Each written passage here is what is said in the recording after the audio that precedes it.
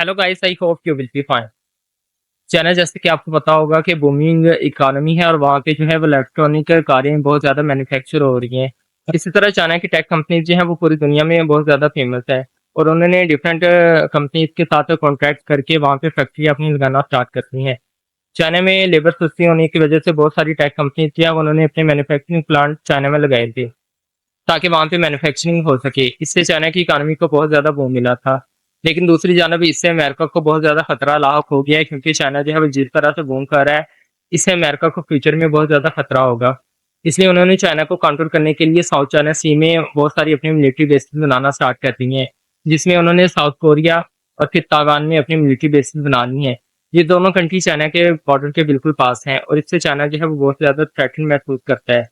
इस तरह फिलीपीन और वियतनाम में भी उन्होंने अपनी मिलिट्री बेसिस बना ली हैं ताकि फ्यूचर में चाइना को कंट्रोल किया जाए। दूसरी जानब उन्होंने ऑस्ट्रेलिया के साथ मिलके ऑकस ग्रुप ज्वाइन किया है, जहाँ पे यूके, अमेरिका और ऑस्ट्रेलिया मिलके चाइना को काउंटर करने के लिए डिफरेंट टाइप की सबमरीन डेवलप कर रहे हैं। और ये सबमरीन जो है वो न्यूक्लियर होंगी, ताकि अगर चाइना की ट्रेड शिप ऑस्ट्रेलिया के पास से गुजरे तो ऑस्ट्रेलिया जो है वो इसको कंट्रोल कर सके। क्योंकि जैसे कि आपको पता होगा कि इंडोनेशिया और मलेशिया के साथ मलाक्का स्टेट है और वहाँ से दुनिया का 60% कार्गो शिप ट्रेड करता है। अगर इस पॉइंट को चौक कर दिया जाए तो इससे चाइना की ट्रेड जो है वो बहुत ज़्यादा मुतासर होगी।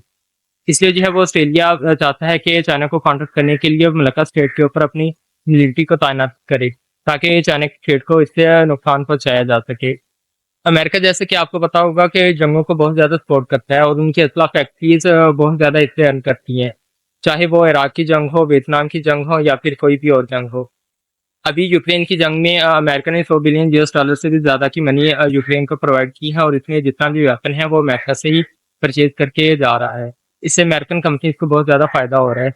अगर चाइना जो है वो सुपर पावर बन जाता है तो इससे अमेरिका की हेजीमनी चैलेंज होगी और अमेरिका सुपर पावर नहीं रहेगा और ये अमेरिका कभी भी अफोर्ड नहीं कर सकता।